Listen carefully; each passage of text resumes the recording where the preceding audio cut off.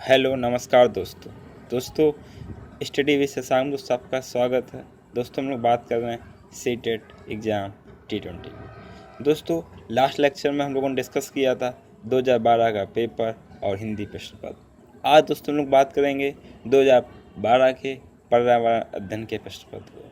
दोस्तों अगर दोस्तों आपको ये वीडियो अच्छा लगे तो दोस्तों इस वीडियो को लाइक कीजिएगा, सब्सक्राइब कीजिएगा तथा अपने दोस्तों के साथ शेयर कीजिएगा। तथा दोस्तों हमारे टेलीग्राम चैनल से जुड़ने के लिए t.me/KNAHSAH123। दोस्तों हम लोग टाइम वेस्ट नहीं करते हैं कि टाइम वेस्ट करें वीडियो स्टार्ट होने से पहले काफ़ी सारी बातें करें, उससे क्या मतलब है। जो हमारा पॉइंट है, जो टॉपिक है, डायरेक्ट उसी पे बात करें ना। डायरेक्ट क्यों टाइम बर्बाद करें। आप लोग भी बिजी रहते हैं, पढ़ाई का प्रेशर रहता है। चलिए दोस्तों हम लोग डिस्कस करते हैं आज का पहला प्रश्न। पहला प्रश्न दोस्तों हम लोगों का कि भारोत्तोलकों को प्रायः ज़्यादा मांसपेशियां और बॉडी मास बनाने की आवश्यकता होती है। इस उद्देश्य के लिए उन्हें ऐसा आहार लेने की आवश्यकता है। कौन सा आहार उन्हें कैसा आहार लेने की आवश्यकता है। कार्बोहाइड्रेट से युक्त आहार लेना चाहिए, option number first. Option number second वसा लेनी चाहिए। Option number third vitamin. Option number four protein. दोस्तों इसका राइट आंसर है प्रोटीन। प्रोटीन किस में पाया जाता है, सबको मालूम है, दूध में पाया जाता है। दूध में प्रोटीन पाई जाती है, पनीर में पाया जाता है। विटामिन भी सबको मालूम है, विटामिन सब्जियों में पाई जाती है। कार्बोहाइड्रेट चना में पाया जाता है। वसा हम लोग ही जानते हैं, घी वसा में होती है। चलिए दोस्तों नेक्स्ट क्वेश्चन हम लोगों का। नेक्स्ट क्वेश्चन है दोस्तों, रेखा की माँ डैश के लिए रोजाना तालाब से लाए पानी में फिटकी डालती है। रेखा की माँ वो तालाब से पानी लाती फिर उसमें फिटकी डालती, ऐसा क्यों करती है। ऑप्शन नंबर फर्स्ट है हल्के लंबित अपद्रवों को अवसादित करने में। ऑप्शन नंबर बी कठोर जल को मृदु जल में परिवर्तित करने के लिए। पानी में मौजूद रोगाणुओं को खत्म करने के लिए। या ऑप्शन नंबर डी पानी को रंग रहित करने के लिए। दोस्तों पानी तो वैसे भी रंगहीन स्वादहीन है। और पानी दोस्तों रंगहीन कैसे करेंगे, रंग हरित कैसे करेंगे। पानी रंगहीन होता है, स्वादहीन होता है। ऑप्शन नंबर थर्ड इसमें पानी में मौजूद रोगाणुओं को खत्म करने। तो अरे मेरे भाई पानी में रोगाणु कैसे खत्म हो जाएंगे। ऑप्शन नंबर इसका फर्स्ट है हल्के निलंबित अपद्रव उनको अवसादित करने में। पानी फिटकी डालेंगे, अब दो जो नीचे होंगे वो बैठ जाएंगे, ऊपर निकाल लेंगे। जैसे रेत हो गया, पानी हो गया, इसमें डाल देंगे, रेत नीचे बैठ जाएगी, पानी ऊपर आ जाएगा। ऑप्शन नंबर दोस्तों इसका जो फर्स्ट है राइट आंसर। नेक्स्ट क्वेश्चन दोस्तों हम लोगों का है खाद्य श्रृंखला की संकल्पना को पढ़ाने में विद्यार्थियों की अधिकतम भागीदारिता के लिए निम्नलिखित में से कौन सी शिक्षण व्यू रचना सबसे प्रभावी होगी। ऑप्शन नंबर फर्स्ट है दोस्तों श्याम पट पर लिखी विभिन्न खाद्य श्रृंखलाओं के सभी उदाहरणों को देखकर लिखने के लिए विद्यार्थियों से कहना कि श्याम पट पर हमने लिख दिया खाद्य श्रृंखला, फिर अपने विद्यार्थियों से कहें कि उदाहरण को देख कर इनको लिखिए। ऑप्शन नंबर सेकेंड है दोस्तों जीवों के प्ले कार्ड्स बनाना, विद्यार्थियों के समूह को विभिन्न खाद्य श्रृंखलाओं को सोचते हुए उन्हें व्यवस्थित करने के लिए कहना। ऑप्शन नंबर थर्ड विभिन्न हवाओं में चलने वाली संभावित खाद्य श्रृंखला की खोज करने के लिए विद्यार्थियों को कहना। ऑप्शन नंबर फोर्थ विद्यार्थियों को इंटरनेट से संबंधित जानकारी एकत्रित करने के लिए कहना। दोस्तों एक चीज़ और, जब कोई कार्य समूह में किया जाता है या किसी चीज़ को देख के किया जाता है या सामने प्रयोगात्मक कार्य है, एक्टिविटी संबंधित है, वो कार्य काफ़ी उत्तम होना जाता है, अच्छा होना जाता है। इसमें दोस्तों खाद्य श्रृंखला घास है। खाद्य श्रृंखला किससे कहते हैं, जो एक दूसरे का भक्षण करते हैं। जैसे घास है, घास को कीट पतंगे खाते हैं, कीट पतंगे को उनका बड़ा जानवर खाता है, बड़े जानवर को शेर खाता है, शेर को भी कुछ न प्रकृति। ऐसे दोस्तों इस प्रकार से खाद्य श्रृंखला बन जाती है हम लोगों का। अब खाद्य श्रृंखला तो दोस्तों पहले हम इनके प्ले कार्ड ले लेंगे, घास के ले लेंगे, फिर कीट पतंगे के ले लेंगे, फिर घास को कौन खाएगा, हिरण खाएगा, फिर हिरण को कौन खाएगा। तो दोस्तों सबको मालूम है हिरण को शेर शिकार करता है, शेर का भी लास्ट ये 4 खाद्य श्रृंखला होती हैं, 4 स्टेप होते हैं। दोस्तों इसका जो राइट आंसर है second is right answer. Next question है दोस्तों रेत और नमक के मिश्रण को पृथक करने के लिए प्रक्रियाओं में निम्नलिखित 4 क्रमों में किसका उपयोग किया जाना चाहिए? ऑप्शन नंबर फर्स्ट वाष्पन, अवसादन, निस्तारण या निस्यंदन। ऑप्शन नंबर बी निस्तारण, अवसादन, वाष्पन, निस्यंदन। ऑप्शन नंबर सी अवसादन, निस्तारण, निस्यंदन, वाष्पन। ऑप्शन नंबर 4 निस्यंदन, निस्तारण, वाष्पन, अवसादन। दोस्तों इसका जो राइट आंसर है ये दोस्तों डी इज राइट आंसर। दोस्तों इन सब पॉइंट को अच्छे से डिस्कस करने के लिए इसका दोस्तों अलग से वीडियो बनाएंगे। तब दोस्तों हम लोग सारे पॉइंट को, जितने भी क्लू वर्ड या कठिन वर्ड हैं, पूरे हम लोग 2011 से लेकर 2019 के लास्ट पेपर लगाएंगे। क्लू वर्ड है जैसे निस्तारण, वाष्पन, अवसादन, इतने पॉइंट नोट कर लेंगे। फिर उनका दोस्तों हम एक अलग से वीडियो बनाएंगे। अभी हम लोग प्रैक्टिस पेपर लगा रहे हैं तो प्रैक्टिस पेपर से देखिए।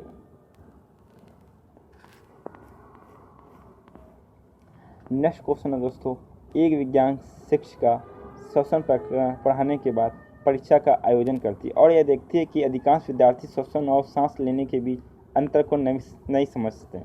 यह किसके कारण होता है? ऑप्शन नंबर फर्स्ट, यह उनकी कक्षा अध्यापिका नहीं है। भैया इससे क्या लेना देना, कक्षा अध्यापिका हो चाहे ना हो, पढ़ाएगा तो समझ में आना चाहिए। या फिर विद्यार्थी प्रश्न को सही तरीके से नहीं समझ पाते। ऑप्शन नंबर सी, भैया नहीं समझ पाते तो एक बार और समझाओ ना। ऑप्शन नंबर सी, शिक्षिका की कक्षा में प्रायः बहुत अनुशासनहीनता रहती है। ऑप्शन नंबर 4, वह कक्षा में प्रभावी तरीके से संबंधित संकल्पना को व्याख्यायित नहीं कर सकी। दोस्तों पूरी कक्षा में एक स्टूडेंट है वो नहीं पढ़ पाएगा, लेकिन सभी नहीं पढ़ पा रहे हैं, इसका मतलब शिक्षण कार्य है वो प्रभावी तरीके से नहीं हुआ। Option number D is right answer. Next question दोस्तों है, निम्नलिखित में से भोजन बनाने का कौन सा तरीका अच्छा है? ऑप्शन नंबर फर्स्ट, सब्जियों को काटना और तब उन्हें चलते पानी में धोना। ऑप्शन नंबर बी, सब्जियों को काटने और पकाने से पहले उन्हें कुछ समय के लिए धूप में रखना। ऑप्शन नंबर सी, बैक्टीरिया नष्ट करने के लिए सब्जियों को गहरा तलते हुए पकाना। ऑप्शन नंबर डी, सब्जियों को अच्छी तरह से धोना फिर काटना। दोस्तों अगर हम पहले काट लेंगे फिर धोएंगे तो विटामिन निकल जाएंगे। सब्जियों को काटने पकाने से पहले भैया धूप में रखने से क्या फ़ायदा होगा? भैया उसमें तमाम गंदगी है, धूप में रखने से गंदगी, उस पर धूप में रखेंगे उस पर हवा चलेगी तो और सारी धूल बैठेगी उस पर। तो दोस्तों इसका जो राइट आंसर है, सब्जियों को अच्छी तरह से धोना चाहिए और फिर काटना चाहिए। नेक्स्ट क्वेश्चन है दोस्तों, पर्यावरण अध्ययन की शिक्षिका वायु प्रकरण को पढ़ाते समय यह प्रदर्शित करना चाहती है कि वायु में भार होता है और वह जगह घेरती है। उसकी सहयोगी इस उद्देश्य के लिए उसे निम्नलिखित 4 भिन्न गतिविधियां सुझाती हैं। ऑप्शन नंबर फर्स्ट, खाली उल्टा बीकर पानी की सतह के ऊपर रखें और उसे नीचे धकेलें। ऑप्शन नंबर बी, स्ट्रॉ के माध्यम से जूस को खींचना। ऑप्शन नंबर सी, गुब्बारे में हवा भरना। ऑप्शन नंबर डी, 2 भरे हुए गुब्बारे एक छड़ से बांधे और साम्यावस्था में ले आएं, तब किसी एक गुब्बारे को फोड़ें। निम्नलिखित में से कौन सी गतिविधियां वांछनीय परिणामों को प्रदर्शित करेंगी?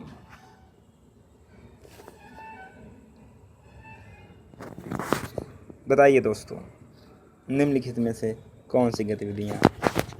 दोस्तों इसका जो राइट आंसर है option number A.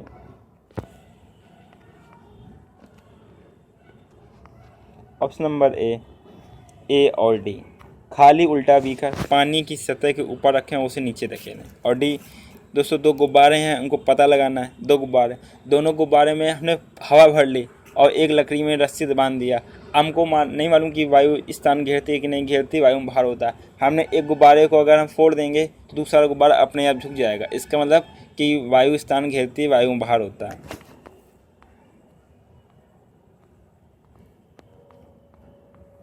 Next question है दोस्तों,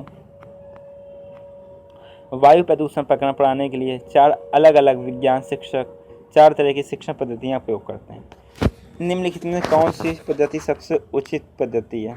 ऑप्शन नंबर फर्स्ट, विद्यार्थियों को वायु प्रदूषण पर वृत्तचित्र दिखाना। ऑप्शन नंबर सेकेंड, विद्यार्थियों से कहना कि दीपावली से पहले और बाद में वायु के नमूने इकट्ठे करें और उनकी गुणवत्ता का अध्ययन करते हुए निष्कर्षों को सारणीबद्ध करें। ऑप्शन नंबर थर्ड, विद्यार्थियों को पाठ्य पुस्तक में से प्रकरण का सस्वर पठन करने के लिए कहना और संकल्पना शब्दावली का अर्थ स्पष्ट करना। ऑप्शन नंबर डी, प्रकरण पूरा करने के बाद अभ्यास में दिए गए सभी प्रश्नों के उत्तर लिखवाना। दोस्तों राइट आंसर है, appropriate answer option number B. विद्यार्थियों से कहना कि एक्टिविटी करें। दीपावली से पहले और बाद के वायु के नमूने इकट्ठा करें, उनकी गुणवत्ता का अध्ययन करें और उसका स्रोत सारणीकृत करें।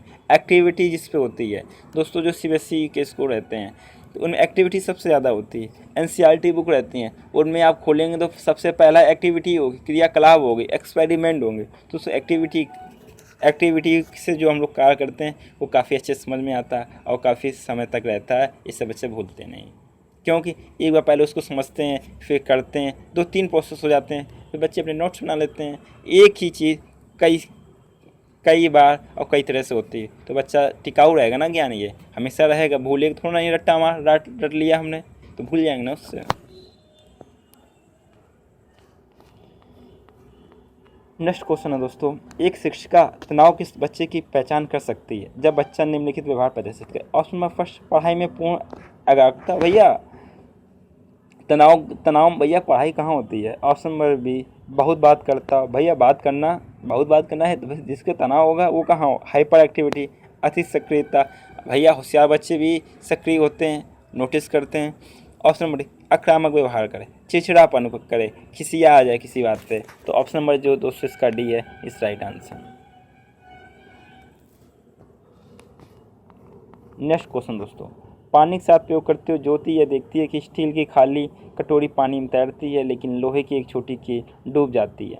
इसे तर्क द्वारा व्याख्यात की। इसे फोर्थ ऑप्शन में कौन से कथन द्वारा या तर्क द्वारा व्याख्यात किया जा सकता है। ऑप्शन नंबर फर्स्ट, स्टील की कटोरी पर लगने वाला बल उसके भार की तुलना में ज़्यादा है जबकि लोहे की कील पर लगने वाला बल उसके भार की तुलना में कम है। ऑप्शन नंबर बी, लोहे की कील पर लगने वाला बल उसके भार की तुलना में ज़्यादा जबकि स्टील की कटोरी पर लगने वाला बल उसके भार की तुलना में कम। ऑप्शन नंबर सी, लोहा पानी की तुलना में भारी होता है। अरे भैया कहाँ, और स्टील पानी की तुलना में हल्का। गलत स्टेटमेंट है। ऑप्शन नंबर डी, लोहा पानी की तुलना में हल्का और स्टील पानी की तुलना में भारी। दोस्तों इसका जो राइट आंसर है option number first is right answer. Steel कटोरी पर लगने वाला बल उसके भार की तुलना में ज़्यादा जबकि लोहे की कील पर लगने वाला बल उसके भार की तुलना में कम होता है। नेक्स्ट क्वेश्चन को छोड़िए। निम्नलिखित में से जीवन प्रक्रियाओं का कौन सा युग्म पेड़ पौधे और जीव जंतुओं दोनों में मिलता है। ऐसी कौन सी एक्टिविटी जो पेड़ पौधे भी करते हैं और जीव जंतु भी करते हैं। ऑप्शन नंबर फर्स्ट, प्रजनन और भोजन बनाना। ऑप्शन नंबर सेकेंड, प्रजनन और अंकुरण वृद्धि और अंकुरण। ऑप्शन नंबर सी, वृद्धि और प्रजनन। ऑप्शन नंबर 4, वृद्धि और भोजन बनाना। दोस्तों वृद्धि और प्रजनन ये जीव जंतु और पेड़ पौधे दोनों में मिलता है।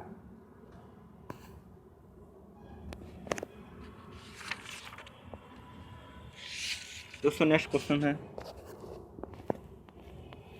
अंजलि की सहेली दांतों में क्षय से बचने के लिए निम्नलिखित 4 तरीके बताती हैं। ऑप्शन नंबर फर्स्ट, दिन में 2 बार ब्रश करना चाहिए, ये अच्छी बात है। इनेमिल कम ना हो इसके लिए ब्रशेस का पहने, ये समझ में नहीं आया। ऑप्शन नंबर सी देखते हैं, मिठाई, चॉकलेट और कार्बन डाइऑक्साइड युक्त पेय पदार्थ ना लें। हाँ ये सही, मिठाई खाएंगे, चॉकलेट खाएंगे, दांत में कीड़े लगते हैं और दांत गिर जाते हैं। ऑप्शन नंबर डी, हर खाने के बाद कुल्ला करें, ये भी राइट आंसर है। इसमें पूछ क्या रहा है, अंजलि को उपयुक्त तरीकों में से किसका अनुपालन करना चाहिए। ए का करना चाहिए, सी करना चाहिए, डी। अब देखते हैं ए सी डी किस पे है। Option number first is right answer.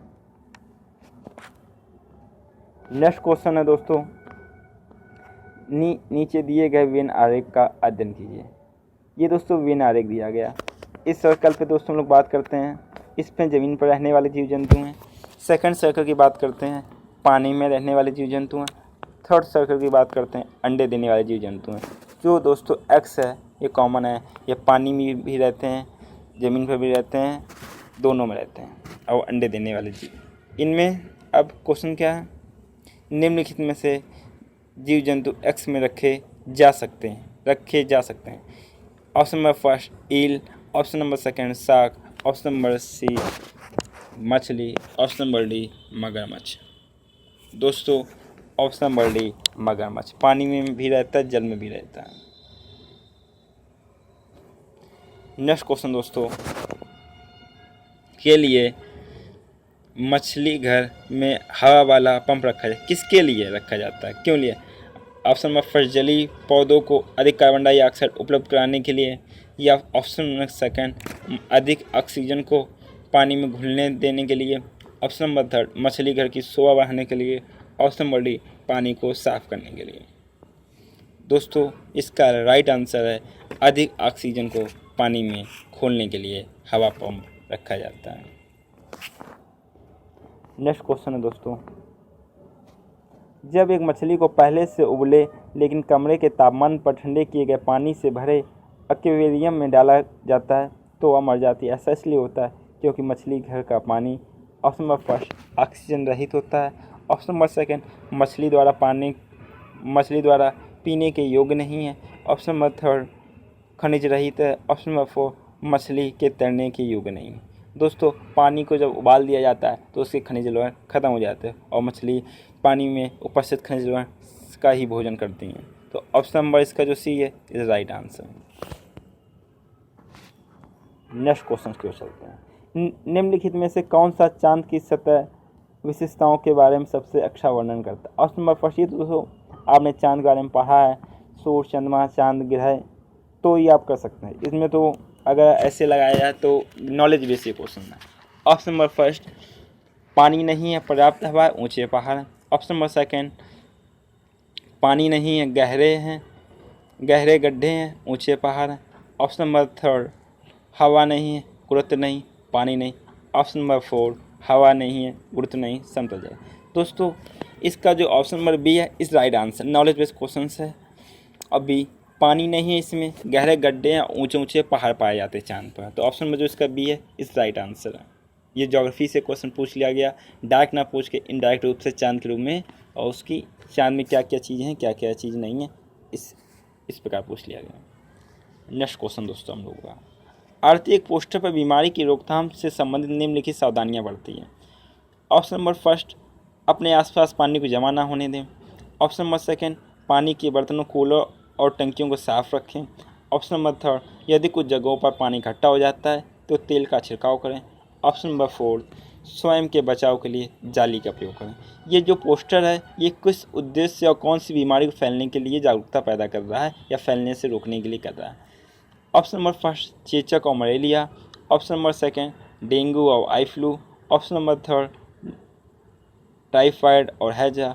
Option number four dengue और जापानी मस्तिष्क। दोस्तों ये चारों एक्टिविटी हो रही हैं। दोस्तों कूलर का पानी, आसपास पानी उसमें मच्छर होते हैं और इनसे डेंगू होता है और मस्तिष्क ज्वर होता है।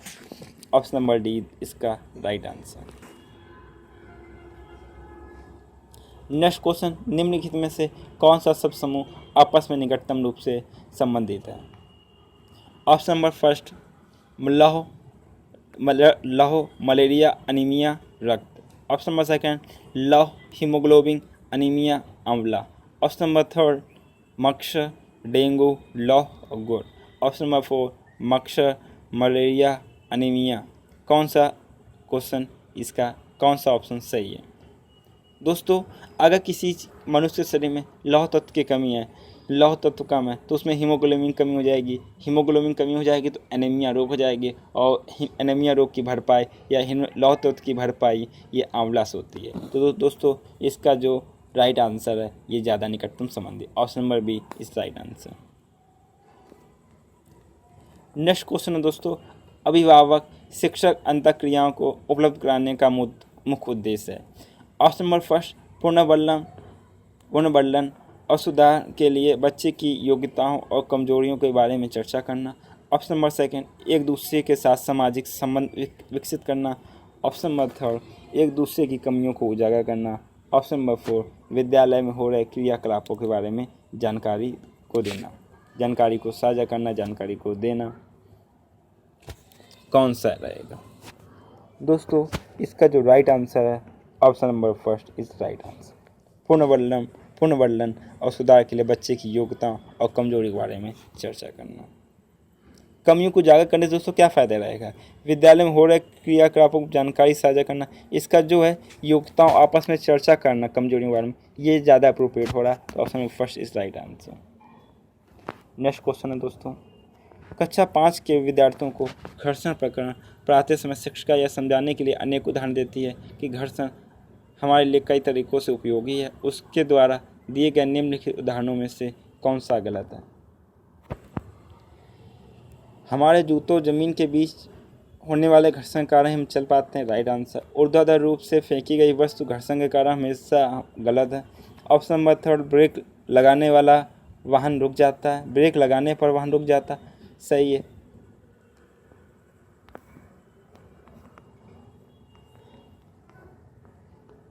निम्नलिखित में से कौन सा गलत है? ऑप्शन नंबर डी, पेन की नोक और पेपर के बीच होने वाला घर्षण के कारण ही हम लिख पाते हैं। दोस्तों इसका जो राइट आंसर है, कौन सा कथन गलत? दोस्तों क्वेश्चन को पढ़ना, निम्नलिखित में से कौन सा गलत है? तो ऑप्शन नंबर बी गलत दिया गया। ये गुरुत्वाकर्षण के कारण वह हमारे पास नीचे आती है, ना कि घर्षण के कारण। नेक्स्ट क्वेश्चन, सभी बड़े शहर सड़कों पर भारी संख्या में वाहनों के कारण पर्यावरण प्रदूषण की समस्या का सामना कर रहे हैं। पर्यावरण संरक्षण के लिए शहर के लोग व्यक्तिगत रूप से अपना के माध्यम से सहयोग दे सकते हैं। ऑप्शन नंबर फर्स्ट, आने जाने के लिए सर्वाधिक यातायात व्यवस्था का प्रयोग करें। ऑप्शन नंबर सेकेंड, अक्सर घर से बाहर जाने से बचने। ऑप्शन नंबर थर्ड, व्यक्तिगत वाहन जैसे स्कूटर कार आदि नहीं रखने। ऑप्शन नंबर फोर, पर्यावरण सुरक्षित बीमा के लिए व्यक्तिगत वाहन के इंजन की नियमित रूप से जांच करवाएं।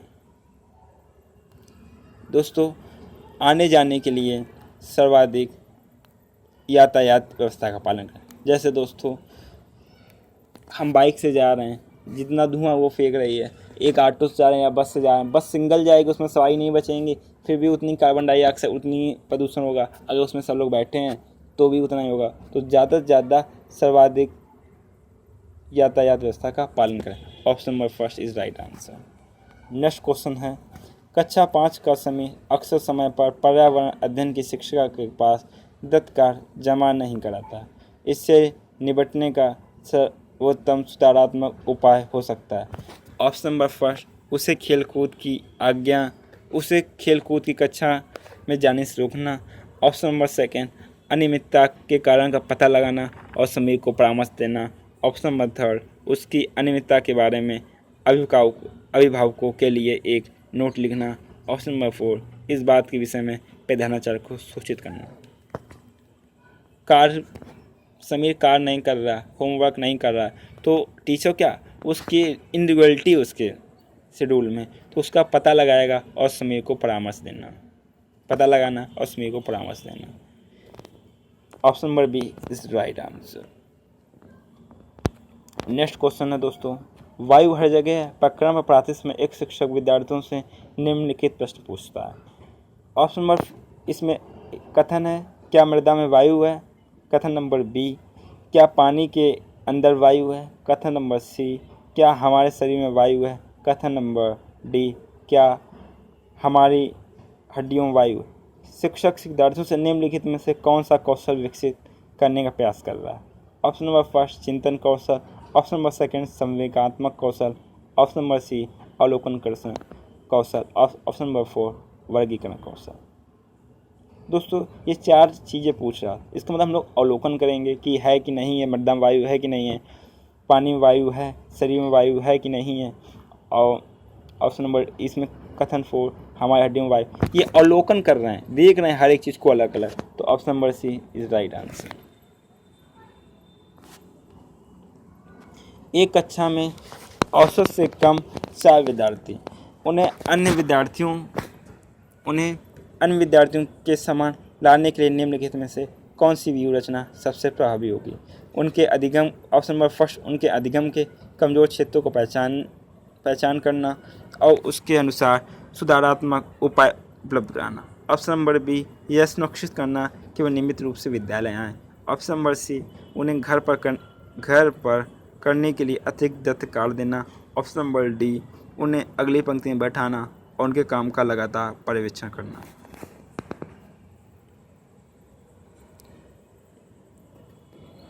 दोस्तों इसका जो ऑप्शन नंबर फर्स्ट है राइट आंसर, उनके अधिगम के कमज़ोर क्षेत्र की पहचान करना और उसके अनुसार सुधारात्मक उपाय उपलब्ध कराना। नेक्स्ट क्वेश्चन है दोस्तों, एक संतुलित प्रश्न पत्र बनाने के लिए निम्नलिखित चरणों के क्रम को कौन सा सही तरीका। दोस्तों ये क्वेश्चन इंपॉर्टेंट है, ये क्वेश्चन काफ़ी ज़्यादा रिपीट होता है कि प्रश्न पत्र को बनाने के लिए हम लोग क्या क्या करना चाहिए। इसको आप नोट कर सकते हैं कॉपी में, काफ़ी इंपॉर्टेंट है और ये रिपीट होता है। ऑप्शन नंबर फर्स्ट डिजाइन तैयार करना, प्रश्न लिखना, अंक योजना तैयार करना, ब्लूप्रिंट से मिलान करना। ऑप्शन नंबर बी प्रश्न लिखना और उसका संपादन करना, डिजाइन से मिलान करना, ब्लूप्रिंट तैयार करना, अंक योजना बनाना।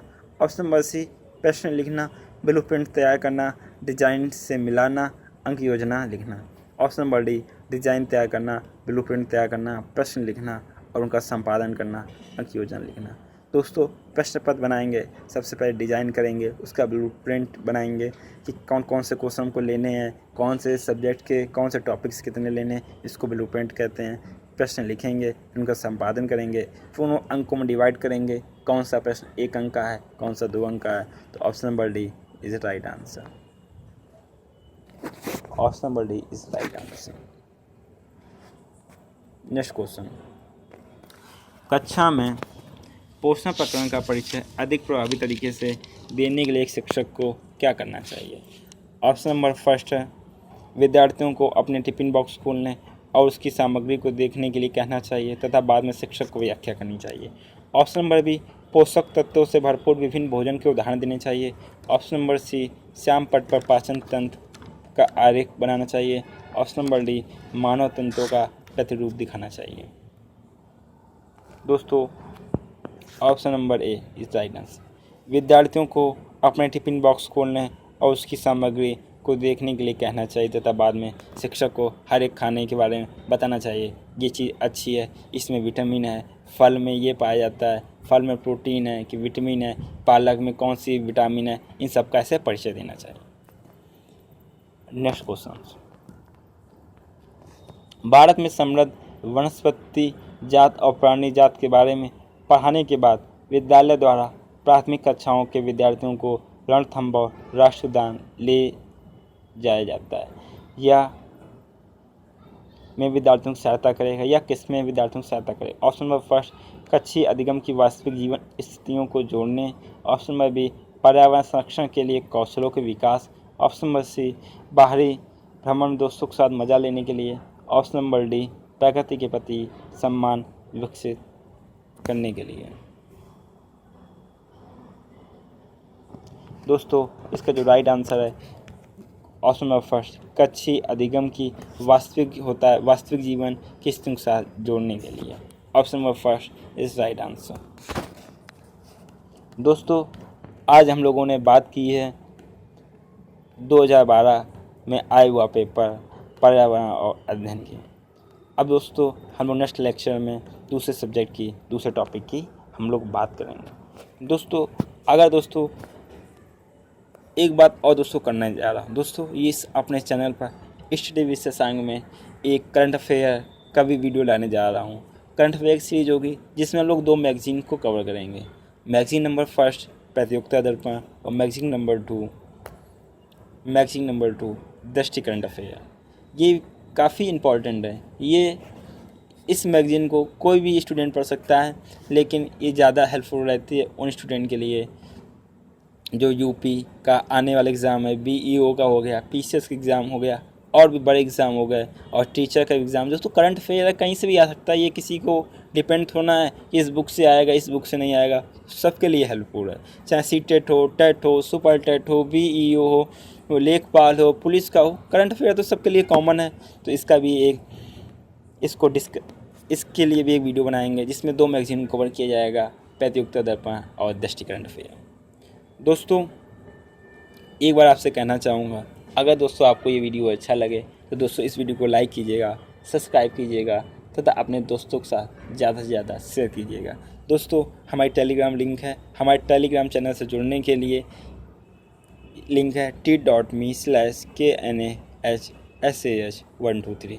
इसके द्वारा आप दोस्तों हमारे टेलीग्राम चैनल से जुड़ सकते हैं तथा हमारा कोई भी नोटिफिकेशन होता है उसको आप उस जान जाएंगे नोटिफिकेशन को। उसमें PDF मिलेंगी डेली दोस्तों। हम लोग वन लाइनर उसमें प्रोवाइड कराते हैं, जिससे आपको वन लाइनर उसी ऊपर ले प्रैक्टिस साइंस का वन लाइनर और पॉलिटी का वन लाइनर, काफ़ी सारे वन लाइनर, इनसे आप जुड़ जाएंगे तो आज रोज़ कम से कम 100-150 हो जाते हैं। उनको आप पढ़ लेंगे, इस तरह से आपकी तैयारी 1 महीने में देखेंगे कितने हो जाएंगे, 1 साल में, 2 महीने में काफ़ी अच्छी आपकी GS हो जाएगी।